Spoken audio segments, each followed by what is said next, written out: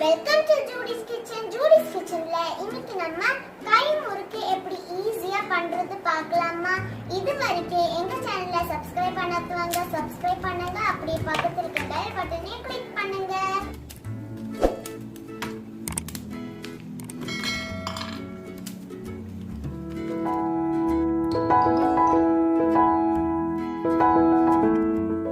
கை சுத்து முறுக்கு பண்றதுக்கு 2 டம்ளர் அரிசி ஊற வச்சிடலாம். இன்ஸ்டன்டா நம்மளுக்கு கிடைக்கக்கூடிய மாவுல நம்ம இது பண்ண முடியாது.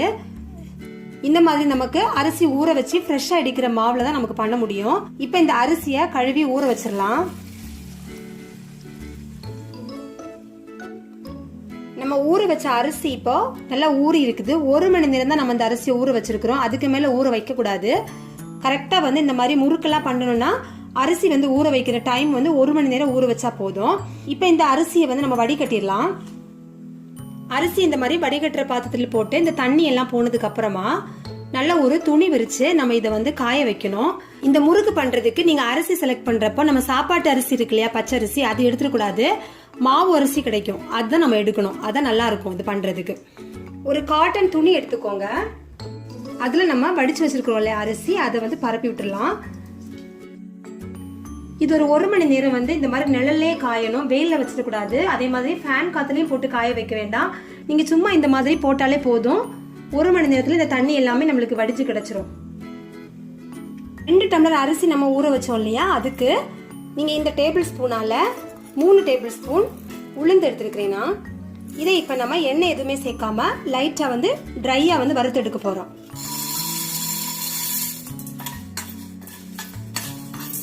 உளுந்தோட கலர் மாறிடக்கூடாது. அதே டைம்ல லைட்டா ஒரு வாசனை வரும். நீங்க அடுப்பை கொஞ்சம் சிம்ல வச்சு வறுத்து எடுத்துக்கோங்க. உளுந்து இந்த மாதிரி வறுத்து எடுத்தாச்சு. இப்ப நம்ம காய வச்சிருந்தோம் இல்லையா, அந்த அரிசி 1 மணி நேரம் நல்லா காஞ்சிருக்கு. இப்ப இந்த அரிசி எப்படி நீங்க பதம் பாக்குறதுன்னா, இந்த மாதிரி நீங்க அழுத்தி கையில எடுத்து பாத்தீங்கன்னா கையில ஒட்டி வரும். இந்த மாதிரி அரிசி உங்களுக்கு ஈரமா தான் இருக்கும். ஆனா தண்ணியோட தன்மை எதுவுமே நம்ம கையில வராது. அதுதான் இது கரெக்டான ஒரு பதம். இப்ப இதை நம்ம பொடிச்சிடலாம். மிக்ஸி ஜார்லயே நம்ம இதை பொடிச்சிடலாம். நம்ம பொடிச்சிருக்கிற மாவை நல்லா சலிச்சு எடுத்துடலாம். நம்ம எடுத்து வச்சிருந்த அரிசி எல்லாத்தையுமே இந்த மாதிரி பொடிச்சு எடுத்தாச்சு. நான் ஒரு வாட்டி தான் சலிச்சிருக்கிறேன். நம்ம வீட்டில் நம்ம அந்த மாதிரி சலிக்கிறப்போ கண்டிப்பா 2 இல்லைன்னா 3 வாட்டி நீங்க திரும்ப அந்த மாவை சலிச்சுக்கோங்க. ஏன்னா இந்த அரிசி முறுக்கு பண்றப்போ கொஞ்சமே நமக்கு அந்த குருணையே இருக்கக்கூடாது. ரொம்ப மாவு நைஸா இருந்தாதான் நமக்கு சுத்துறதுக்கு ரொம்ப நல்லா வரும். நீங்க மெஷின்ல கொடுத்து அரைக்கிறதுனா நம்ம வீட்டில் சலிக்கிற தேவையில்லை. வீட்டில் நம்ம பண்றதுனால இந்த சலடை யூஸ் பண்றப்போ கண்டிப்பா 2லேருந்து 3 வாட்டி நம்ம மாவை சலிச்சு எடுக்கணும். அப்பதான் உங்களுக்கு நல்ல ஒரு ஃபைன் பவுடர் கிடைக்கும். ஸோ இந்த மாவை இன்னும் 2 வாட்டி கூட நான் சலிச்சு எடுக்க போறேன். மாவை நான் மறுபடியும் 2 வாட்டி நல்லா சலிச்சு எடுத்து வச்சிருக்கிறேன். இப்போ நம்ம வறுத்து வச்சிருக்கிற உளுந்து, அப்புறமா ஒரு 2 டேபிள் ஸ்பூன் பொட்டுக்கடலை, இது 2யுமே தனித்தனியா பொடிச்சு எடுத்துருங்க. இது ஒண்ணா மிக்ஸ் பண்ண வேண்டாம். இதையும் தனியா நல்லா பொடிச்சு சலிச்சு எடுத்துக்கோங்க. இதையும் அது மாதிரி இந்த பொட்டுக்கடலையும் பொடி பண்ணி இதையே சலிச்சு எடுத்து வச்சுக்கோங்க. நம்ம அரிசி அளந்த அதே கப்பாலேயே இந்த மாவு எத்தனை கப் இருக்கு அப்படின்னு நம்ம ஃபர்ஸ்ட்ல மெஷர் பண்ணிடலாம்.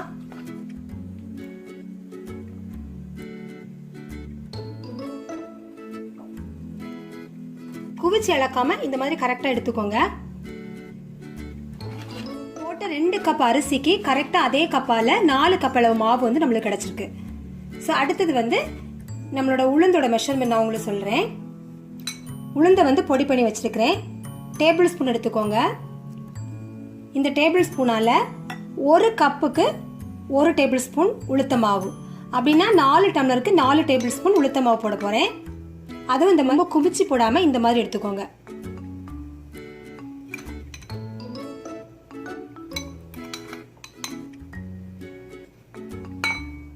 அடுத்தது நம்ம பொடி பண்ணி வச்சிருக்கிற பொட்டுக்கடலை மாவு எடுத்துக்கலாம்.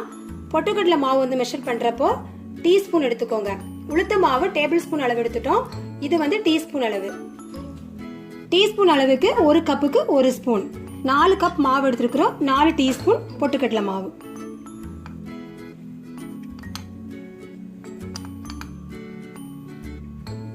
பொட்டுக்கடலை மாவு சேர்க்கிறப்போ முறுக்கு நல்ல கிரன்ச்சியா உங்களுக்கு ரொம்ப டேஸ்டா இருக்கும். நீங்க இது வரைக்கும் அந்த மாதிரி ட்ரை பண்ணது இல்லைன்னா ஒரு வாட்டி ட்ரை பண்ணி பாருங்க, ரொம்ப நல்லா இருக்கும். இப்போ நம்ம இதில் உப்பு சேர்த்துடலாம். உப்பு சேர்க்குறப்போ கொஞ்சம் பார்த்து சேர்த்துக்கோங்க. ஏன்னா இந்த முறுக்கில் வந்து கொஞ்சம் உப்பு அதிகமானாலே டேஸ்ட் வந்து சுத்தமாக நல்லா இருக்காது. அதனால அளவாக பார்த்து அப்புறமா கூட நம்ம சேர்த்துக்கலாம். இதில் 2 டேபிள் ஸ்பூன் கருப்பு எள் சேர்க்குறேன்னா, நீங்கள் கருப்பு எள்ளுக்கு பதிலாக ஜீரகம் வேணாலும் சேர்த்துக்கலாம்.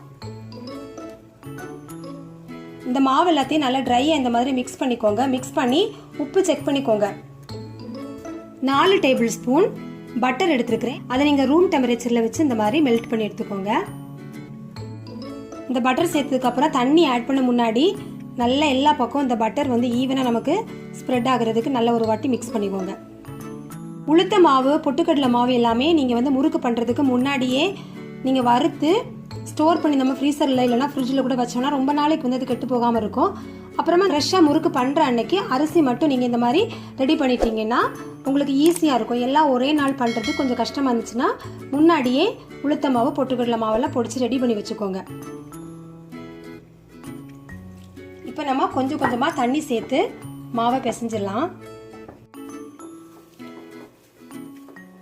இந்த மாவு வந்து கொஞ்சம் லூஸாக வந்து பிசையணும். நம்ம மற்ற முறுக்கு பண்ணுறதை விட கொஞ்சம் லூஸாக நீங்கள் பிசைஞ்சாதான் உங்களுக்கு சுற்றுறதுக்கு வந்து நல்லா வரும். அதே மாதிரி நல்லா பிசையணும்.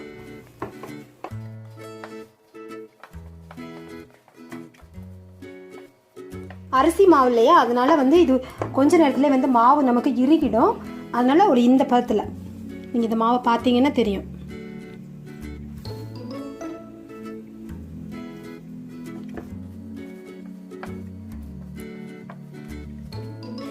இந்த முறுக்கு மாவு பிசைஞ்சதுக்கு அப்புறமா எப்பவுமே மாவு வந்து மூடி வச்சிருங்க.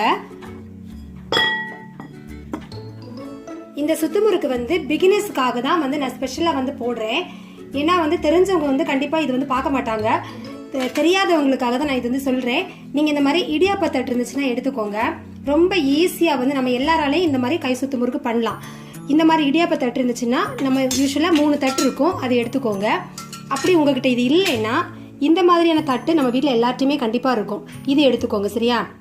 இப்போ இந்த தட்டில் கொஞ்சமாக எண்ணெய் தடவிக்கோங்க. நடுவில் அந்த ஒரு வட்டமான ஒரு ஷேப்பு கிடைக்கும் இல்லையா, அதுக்காக இந்த மாதிரி ஒரு பாட்டிலோட கேப் எடுத்துக்கோங்க. அதையும் இந்த பாத்திரத்தை சென்டரில் இந்த மாதிரி வச்சுக்கோங்க.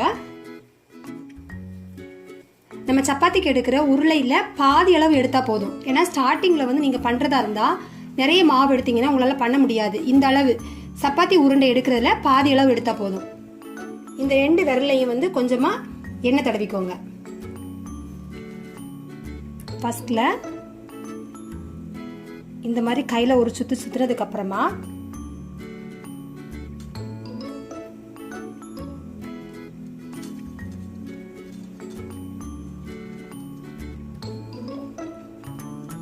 இந்த மாதிரி நீங்க சுத்தி விட்டுட்டே வந்தா போதும். அப்ப இந்த பாத்திரத்தை இந்த மாதிரி நீங்க திருப்பி விட்டுக்கோங்க.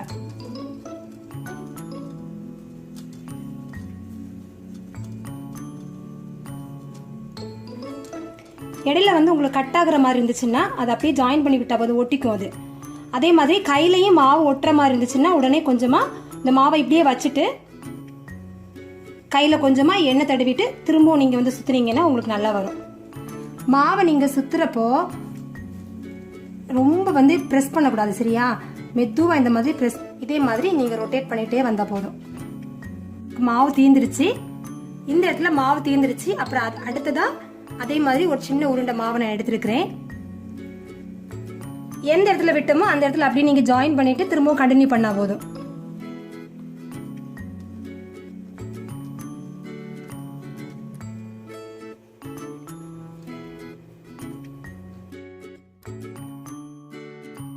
முறுக்கு நம்ம எந்த இடத்துல சுத்துறதுக்கு ஆரம்பிச்சோமோ அந்த இடத்துல வந்து இந்த எண்டை வந்து அப்படியே நம்ம ஜாயின் பண்ணி விட்டா போதும்.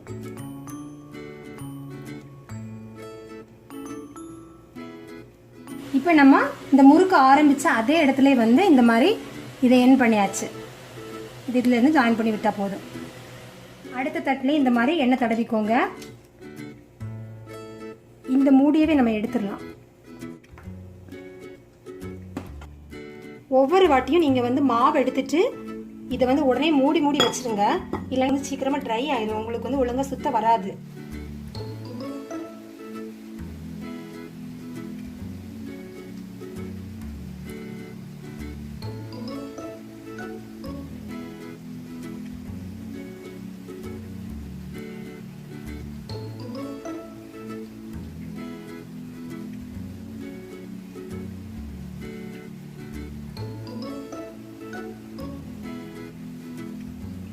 மாவு உங்களுக்கு கொஞ்சம் லூஸாக இருந்தால் தான் இந்த மாதிரி நல்லா சுற்றுறதுக்கு வரும்.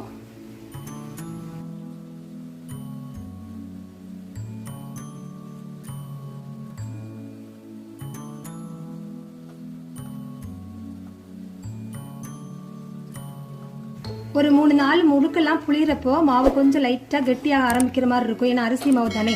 அப்போ நீங்கள் கொஞ்சமாக லைட்டாக தண்ணி அதிகமாக சேர்த்துடக்கூடாது. கொஞ்சமாக தொட்டு சேர்த்தது மாதிரி கொஞ்சமாக நீங்கள் சேர்த்து மறுபடியும் மாவை பிசைஞ்சிட்டு நீங்கள் இந்த மாதிரி சுற்றுனீங்கன்னா அழகாக வரும். இந்த பக்கம் நம்ம இப்போ எந்த இடத்துல நம்ம விட்டோமோ அப்புறமா அடுத்த செட்டு மாவை எடுத்து திரும்பி அதில் ஜாயின் பண்ணி நீங்கள் இந்த மாதிரி சுற்றினா போதும்.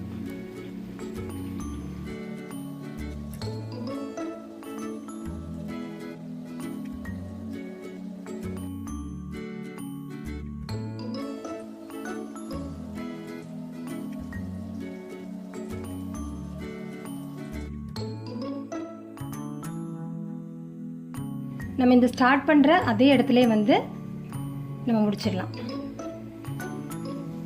இப்போ சுற்றி வச்சிருக்கிற 3 முறுக்கை நம்ம ஃபர்ஸ்ட்ல ஃப்ரை பண்ணலாம். 1 by 1 ஃப்ரை பண்ணலாம். இந்த தட்டோடைய வந்து இப்படி நம்ம போட்டுடலாம்.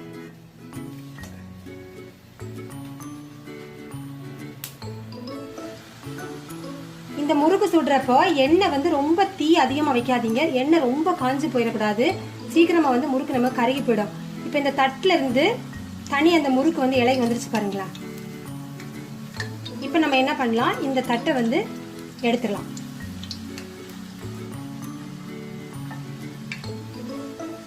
பிகினர்ஸ் வந்து இந்த மாதிரி நீங்கள் ட்ரை பண்ணீங்கன்னா ரொம்ப ஈஸியாக இருக்கும் இது பண்ணுறதுக்கு. நமக்கு அந்த ஷேப்பும் கிடைக்கும். அதே டைமில் வந்து பெரிய முறுக்காவும் நமக்கு பண்ணலாம்.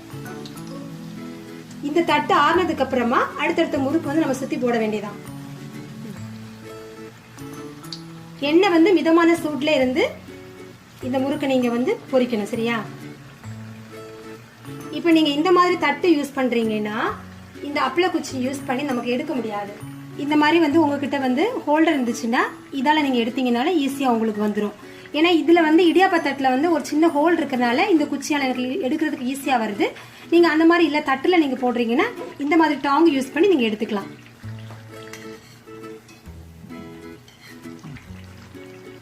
முறுக்கு வெந்ததும் எண்ணெயில உள்ள அந்த சலசலப்பெல்லாம் அடங்கிடும். இந்த கலர் வந்து இந்த மாதிரி சேஞ்ச் ஆயிருக்கு பார்த்தீங்களா. இந்த டைம்ல நம்ம எடுத்துடலாம்.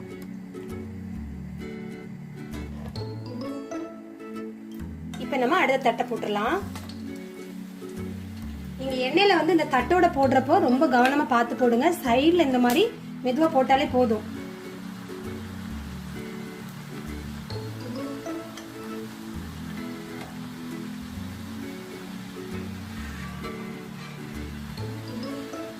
அதே மாதிரி தட்டு எடுக்கிறப்ப ரொம்ப கவனமா எடுத்துக்கோங்க.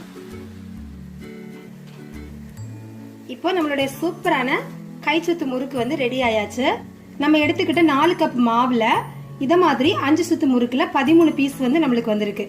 இப்போ அரிசியோட அளவு வந்து உங்களுக்கு இந்த கப்பால் அளவுல உங்களுக்கு நான் சொல்லியிருந்தேன். அது வந்து கிலோ அளவுல நீங்க பாத்தீங்கன்னா 1/2 கிலோ அரிசிக்கு 5 சுத்து முறுக்கு 13 முறுக்கு வந்து நம்மளுக்கு கிடைக்கும். இப்போ நம்ம இந்த தட்டு யூஸ் பண்ணி பண்ணனால எல்லா முறுக்குமே ஈவனா ஒரே மாதிரியா சூப்பரா நம்மளுக்கு வந்திருக்கு. உங்களுக்கு வந்து 3 சுத்து 5 சுத்து அந்த மாதிரி உங்களுக்கு வேண்டியபடி நீங்க வந்து செஞ்சுக்கலாம். இந்த ரெசிபியை நீங்களும் ட்ரை பண்ணி பாருங்க. இந்த வீடியோ உங்களுக்கு பிடிச்சிருந்துச்சுன்னா லைக் பண்ணுங்க, ஷேர் பண்ணுங்க. இந்த வீடியோ பத்தின கமெண்ட்ஸ் எனக்கு போஸ்ட் பண்ணுங்க. தேங்க்யூ.